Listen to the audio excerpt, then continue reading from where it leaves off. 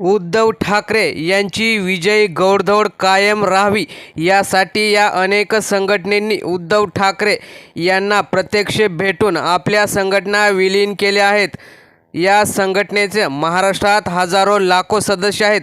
त्यांनी उद्धव ठाकरे यांना पाठिंबा दिल्याने आता उद्धव ठाकरे यांचे जे मराठवाड्यात शिलेदार उभे आहेत त्यांना ही निवडणूक सहज जिंकता येईल यात काही शंका नाही.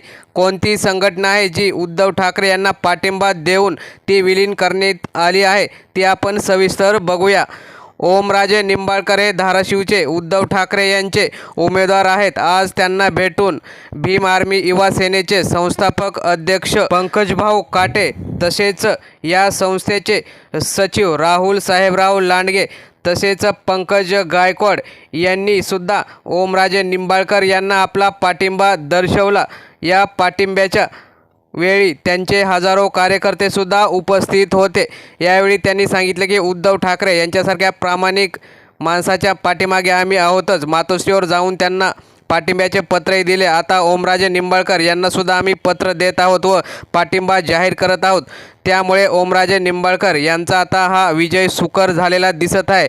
याउलट अर्चनाताई पाटील यांना कुठूनच पाठिंबा मिळत नसल्याने राष्ट्रवादी अजित पवार गट यांची चिंता वाढलेली आहे.